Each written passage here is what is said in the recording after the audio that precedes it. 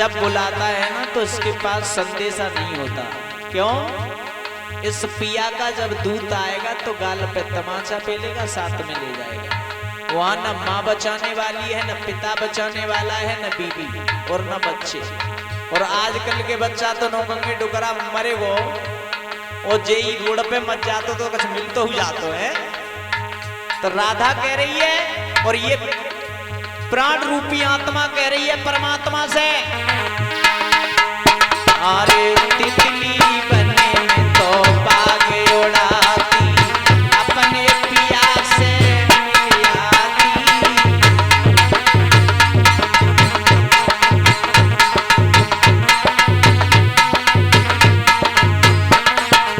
और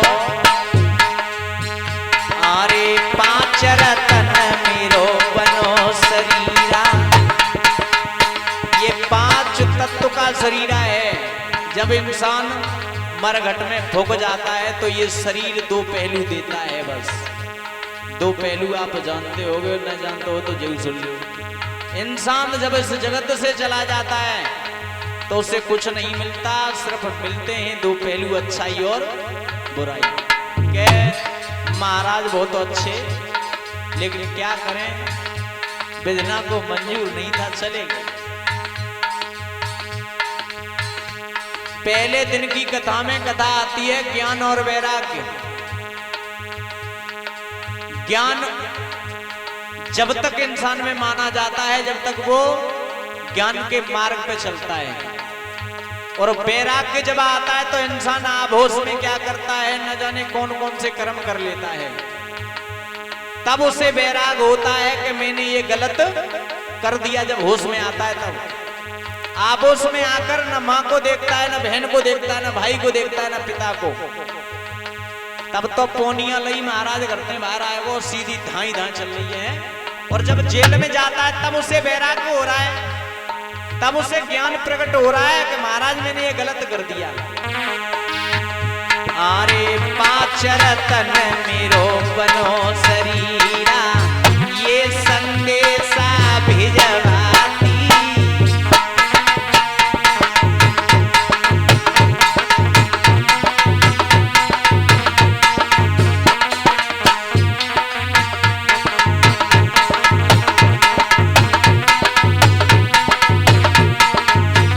और अरे अंत समय मेरो पुनवा जाबे, मैं घर में डुले आती।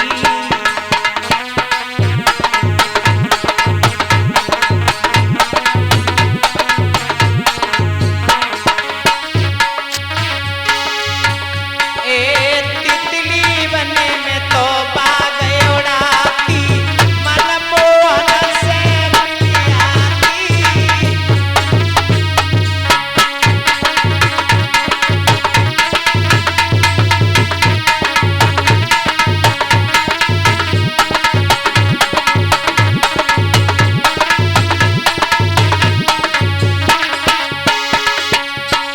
अरे हस्तिनापुर में नारे द्रौपदी, हाय हाय दैया चिल्लाती।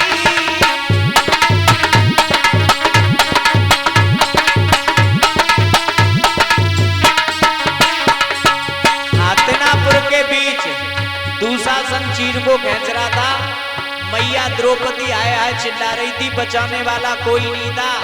उस भरी सभा में भीष्म पितामह गुरु द्रोणाचार्य विदुर जैसे छत्री बैठे थे महाराज, लेकिन कह रही है अरे हस्तिनापुर में नारे द्रौपदी, हाय हाय दैया चिल्लाती।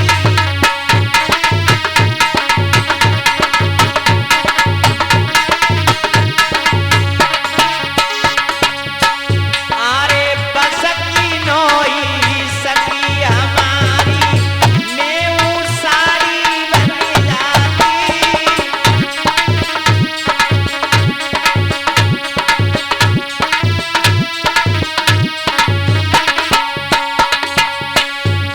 बस की नोई सखी हमारी, न मैं वो साड़ी बन जाती। लेकिन इस आत्मा को इतना आदेश नहीं है परमात्मा का ये जागरे बागरे 24 घंटा मोह मारे हैं।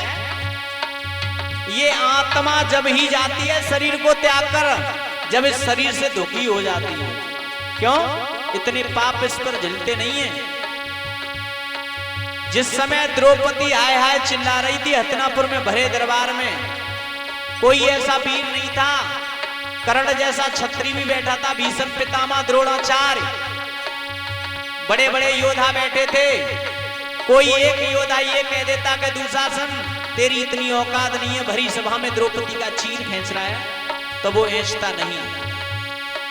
लेकिन प्रमाण ये आया है कि जिस समय चीर भगवान योगी राज कृष्ण बढ़ा रहे थे, तो इतना कितना बड़ा चीर हो गया जो दुशासन जमीन पर गिर गया।